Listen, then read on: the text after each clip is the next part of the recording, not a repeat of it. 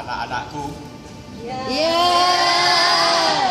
Ujungnya iya Bapak.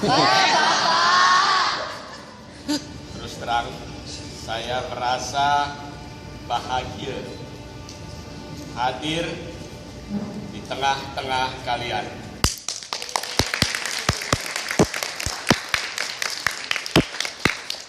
Barangkali kalian memang tidak pernah berjumpa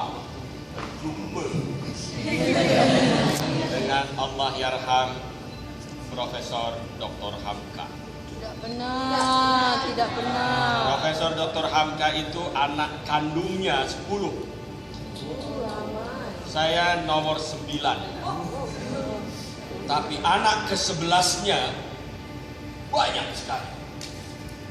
Antara lain Datuk Anwar Ibrahim itu termasuk anak ke-11 beliau.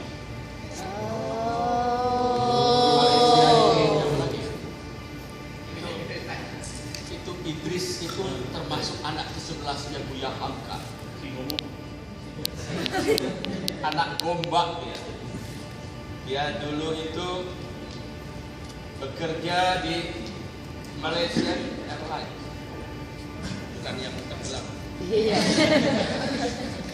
Jadi begitu juga di Indonesia, di mana-mana anak ke-11, yang dimaksud anak ke-11, anak yang sudah seperti anak kandungnya. Manggil beliau, memanggil ayah, seperti kami memanggil Buya Hamka. Idris itu memanggil beliau ayah. Dia adik saya, adik keberapa nggak tahu, atau banyak. Begitu, karena dia ayah kami, tetapi ayah juga bagi seluruh umat, termasuk di Malaysia ini. Beliau dikenal di Malaysia bukan hanya lewat buku-buku beliau, tetapi juga beliau sering datang ke Malaysia ini bertemu dengan pembesar Malaysia,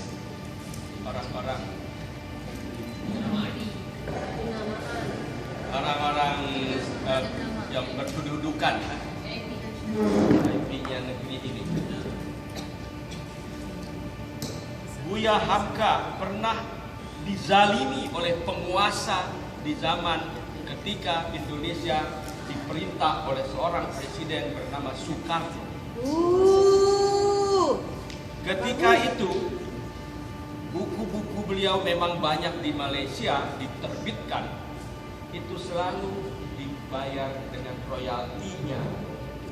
Kemudian royalti itu tertahan karena pada saat itu terjadi konfrontasi antara Indonesia dengan Malaysia.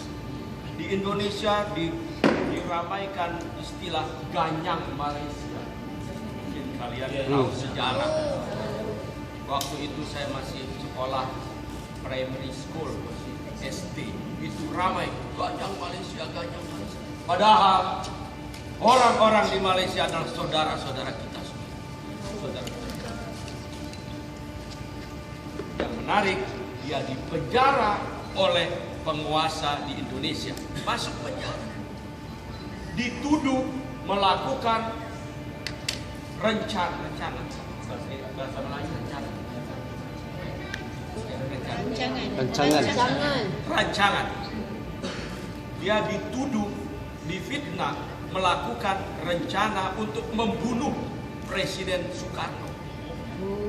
Mendapat uang dari Tengku Abdurrahman, bayangkan. Fitnah. Itu fitnah. Ternyata akhirnya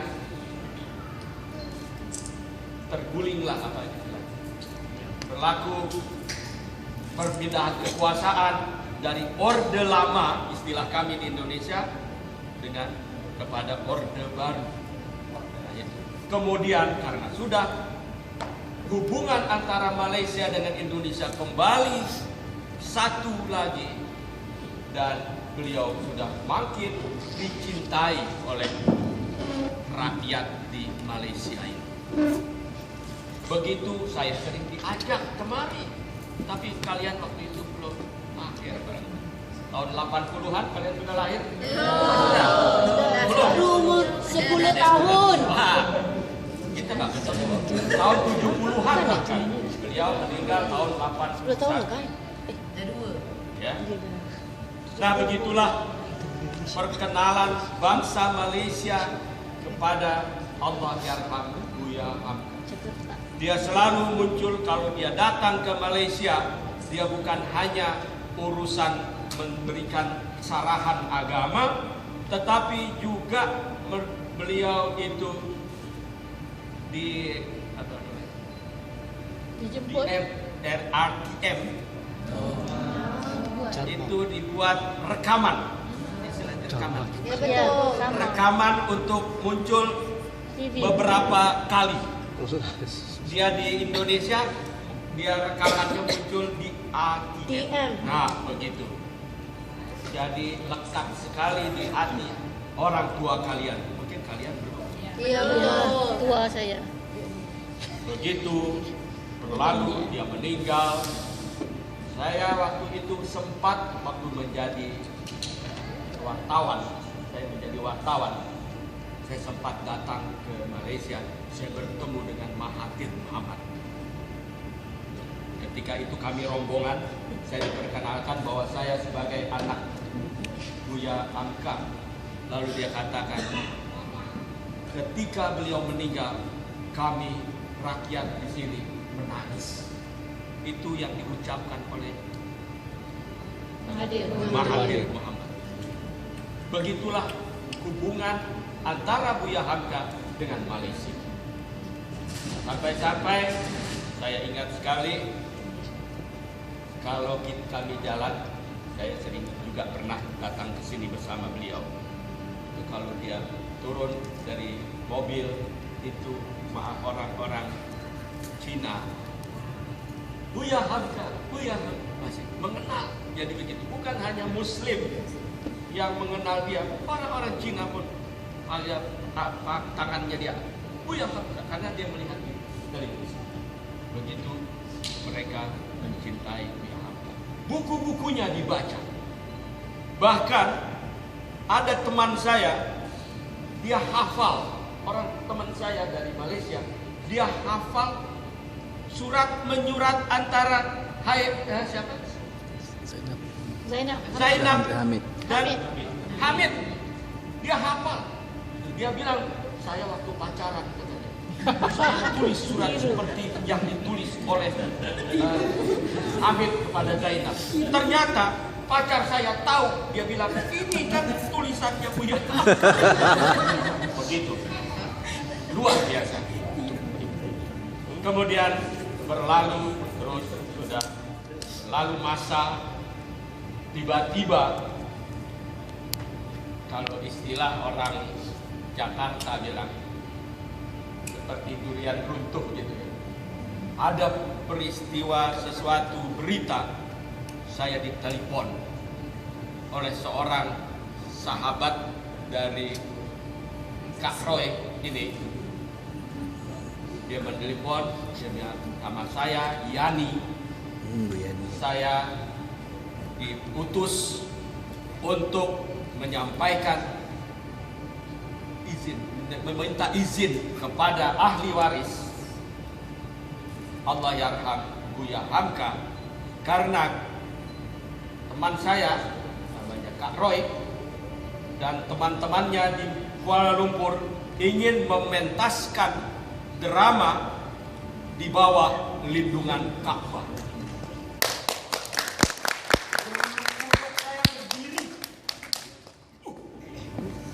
Orang masih mengenang ini.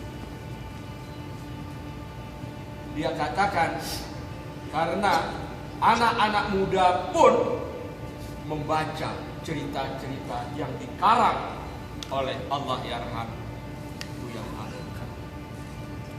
Saya katakan kepada saudara-saudara saya yang lain, saya mendapat telepon, mendapat berita bahwa teman-teman kita, saudara-saudara kita, anak-anak kita akan mementaskan drama karya ayah kita di bawah lindungan Ka'bah. Kemudian berhubunganlah antara kami keluarga dengan pihak di sini, dan ini lagi Allah mentakdirkan ada acara yang dirancang oleh teman-teman kita dari Pondok Pesantren Buya Hamka di Sumatera Barat akan bertemu dengan pihak di Kuala Lumpur.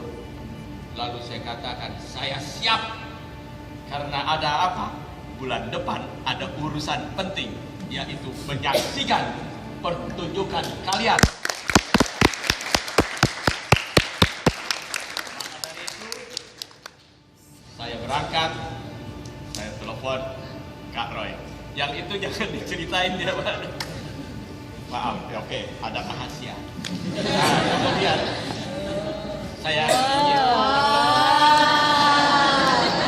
mau bertemu dengan dikongsi. kalian di sini, dan memang dari tadi pagi saya bilang saya sudah menjadwalkan jam ini saya bertemu dengan kalian. Alhamdulillah, karena saya cuma singkat berkunjung ke sini, hari Rabu saya akan kembali ke Jakarta, dan insya Allah kami dari keluarga, ada kakak saya satu perempuan juga membawa teman-temannya, katanya akan menyaksikan, lalu saya juga akan menyaksikan pertunjukan kalian. Tapi sebelum saya menyaksikan, saya lihat latihannya saja sudah merangsang di keinginan saya. Rancang tadi. Jadi melihat penampilan kalian saja, saya sudah besar hati. Kalau begitu, memang ini pertunjukan luar biasa. Oke, kalau begitu, selamat. Puji-pujian dah dia. Semoga bagaimanapun kita percaya pada keyakinan kita, agama kita, bahwasanya orang yang meninggalkan sesuatu yang baik, kebaikan itu menjadi berkah bagi yang ditinggalkan, meskipun berapa lama, bertahun-tahun akan berjalan terus dan menjadi berkah dan pahala kepada orang yang meninggalkan kita ini. Umur panjang itu bukan pada saat hidup saja. Umur panjang juga berlaku bagi orang-orang yang sudah meninggal dunia. Saya mengharap kita berdoa semua, semoga umur panjang bagi Buya Hamka, Allah yarham Buya Hamka, akan terus mengalir, dan berkah itu akan ditunjukkan oleh kalian yang hadir saat ini, yang belum pernah bertemu dengan beliau. Inilah yang saya sampaikan, semoga ada manfaatnya bagi kita, bagi kalian, dan bagi seluruh penonton, dan khususnya para penonton nanti, dan umumnya bagi rakyat Malaysia. Terima kasih. Minta maaf kalau ada hal-hal yang kurang berkenan. Wabillahi taufik wal hidayah. Assalamualaikum. Okey, kita ada 3 saja pertanyaan. Okey, 3 saja pertanyaan. Siapa pertanyaan yang menunjukkan keintelektualan anda, ya? Bukan tadi kami standard. Ada siapa-siapa nak tanya? Yang kau takut pula. Okey, ada sebarang pertanyaan. Saya nak tanya secara general saja, perwatakan Allahyarham Hamka. Bagaimana dia? Seorang yang bagaimana? Watak beliau itu, watak seorang, mungkin Anda mengatakan yang bicara anaknya tentu saja dan gitu ya. Tapi barangkali saya termasuk orang yang berusaha untuk objektif menilai Hamka. Dia memang jenius. Sekolah formalnya itu hanya kelas 2. Sekolah formal. Sekolah kelas 2 sekolah dasar. Iya. Darjah 2. Sekolah rendah. Sekolah rendah. Dia kemudian dimasukkan ke madrasah. Dia belajar dengan ayahnya, dia belajar dengan guru-guru, dia belajar bahasa Arab, dan dia belajar secara serius. Dia praktekkan dalam membaca. Kemudian bahasa Arab itu dia kuasai luar biasa. Dia orang yang gak sekolah, dia bisa mengenal pemikiran-pemikiran eksistensialisme, pemikiran Marxisme, pemikiran-pemikiran orang-orang filsafat zaman dulu. Itu dari bahasa Arab. Begitu dia masuk ke sekolah, dia bilang pelajaran sekolah encer, enteng. Ya, buktinya gurunya aja dia tanya, gurunya nggak tahu. Jadi dia pikir belajar sendiri dia, belajar sendiri. Jadi dia bisa mengenal pemikiran-pemikiran dunia itu dari bahasa Arab. Dia bisa menguasai bahasa Belanda karena waktu itu penjajahan Belanda di negeri kami. Juga dia bisa bahasa Inggris meskipun membaca saja. Tapi yang dia kuasai bahasa Arab. Nah, dari situ memang dia orang boleh dikatakan jenius.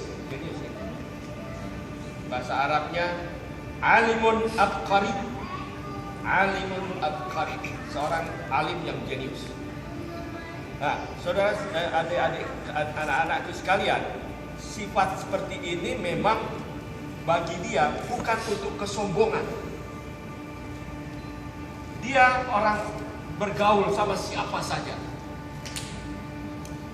Ibadahnya, ibadah mahdoh, ibadah ritual, salat, zikir, baca Quran, naik haji, itu semua ibadah ritual. Tapi semua ibadah ritualnya itu dia tunjukkan di hadapan Allah dalam kehidupannya sehari-hari. Banyak orang yang sholat seperti orang khusyuk di atas sajadah. Ketika dia selesai sholat, sajadahnya dilipat masuk laci, sholatnya pun masuk laci. Hidupnya gak karuan. Ketika dia mengucapkan Assalamualaikum, kalian kalau sholat itu Assalamualaikum warahmatullahi wabarakatuh, itu sumpah kita menebarkan keselamatan. Assalamualaikum, keselamatan, berkah Allah, kedamaian kepada lingkungan kita. Kalau ada orang yang dia sholat tapi merugikan orang lain, dia sholat tapi bohong istri, dia sholat tapi mencuri, dia sholat corruption, sholatnya tidak mencerminkan kehidupannya sehari-hari. Buya Hamka tidak, dia berusaha sholatnya itu dia tunjukkan kepada Allah dalam kehidupannya sehari-hari. Jadi watak yang ditanya, karakternya orang ikhlas. Karena tidak ada sesuatu, karena dia menjaga hubungan baiknya dengan Allah. Kalau dia menyimpang, dia merusak hubungan baiknya. Itu mungkin jawaban saya. Jadi karakternya itu terbentuk dari 1, 2, 3, 4, 5. Satu saja Pak, tapi panjang. Begini Pak, tadi Bapak bilang tentang watak ataupun sikap-sikapnya Allahyarham Profesor Dr. Hamka, di mana yang kita lihat di bahagian positifnya begitu. Sebagai manusia di mana Allah, kita ini tidak sempurna kan Pak. Jadi bagaimana dan apakah sifat-sifat Dr. Hamka itu bila dia merasa terguris hati ataupun di sifat-sifat sensitifnya terhadap anak-anak seperti Bapak. Pasti Bapak juga pernah buat nakal gitu kan. Jadi pada yang lain-lain, orang-orang di sekeliling Profesor Dr. Hamka, bagaimanakah cara dia menghadapi, mengatasi, meluahkan perasaannya dan perasaan sensitifnya itu terhadap orang, dan apakah caranya yang dia melakukan? Itu yang saya ingin tahu. Saya coba menjawab apa yang Anda inginkan. Kalau tidak terjawab, apa boleh buat. Yang jelas, ya, dia memang membagi waktunya itu, ya, untuk umat, untuk orang banyak, dan untuk keluarga. Memang adil. Nah, kemudian berguraunya, dia tidak, misalnya ada sesuatu yang harus diselesaikan, dia juga tidak marah-marah supaya orang itu jadi kecewa, tidak. Dia pujuk orang, demikian. Dan dia itu, bayangkan saya beri contoh, ya. Ada seorang perempuan muda waktu itu, dia datang ke Buya Hamka, dia pakai kutek. Dia pulang main tenis. Bisa tahu orang main tenis pakaiannya seperti apa? Dia datang ke Buya Hamka. Buya Hamka, saya mau belajar agama. Dia nggak biasa sholat. Saya mau belajar agama, tapi saya selalu pakai kutek. Saya selalu merokok. Saya juga begini, pakaian tenis, olahraga. Boleh tidak saya pakai kutek tapi sholat? Itu ulama mana yang mengatakan boleh? Nggak ada. Buya Hamka mengatakan boleh. Kamu sholat pakai kutek boleh. Coba kalau ada kiai dari Gombak, marah itu. Mana ada pakai kutek sholat? Tapi Buya Hamka boleh. Tapi syaratnya belajar agama. Itu kami waktu itu memanggil beliau, memanggil ibu itu Tante Domo. Saya cerita, orang sudah meninggal. Suaminya Sudomo namanya, pakai Tante Domo. Itu kemudian bertahun-tahun menjadi Buya Hamka. Kerudungnya tak lepas, pakai pakaian yang sopan. Setiap kami berangkat ke masjid subuh, itu Tante Domo duduk di masjid menyelesaikan salat witir. Dia nyetir sendiri. Waktu itu tahun 70-an. Sampai dia meninggal, orang yang husnul khotimah. Itu.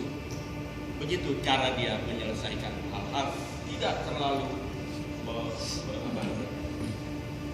beremosi. Nah, kemudian yang menarik, kalau saya cerita tadi bagaimana dia dizalimi oleh Soekarno, Presiden Indonesia. Dia itu bersahabat dengan Soekarno ketika muda, perjuangan awal-awal merdeka, bersahabat. Kemudian politik menyebabkan Soekarno menjebloskannya ke penjara.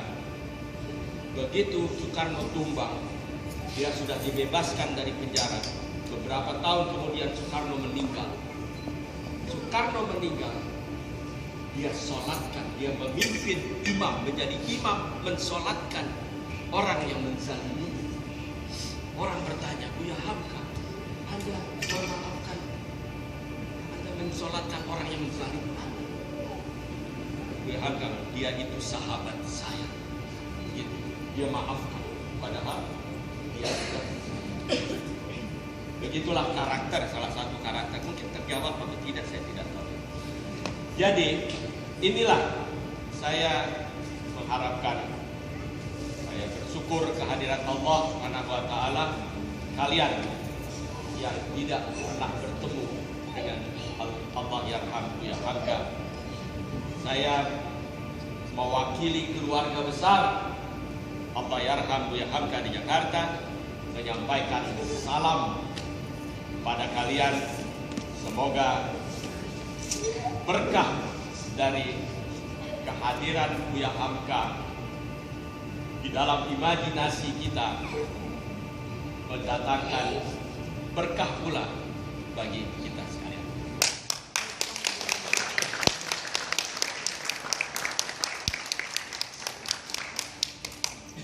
Oke, rasanya cukup, jadi jangan berat. Dua. Satu lagi.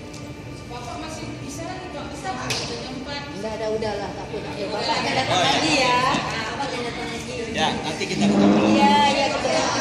Saja mestinya produser gitu. Oh, Agnes.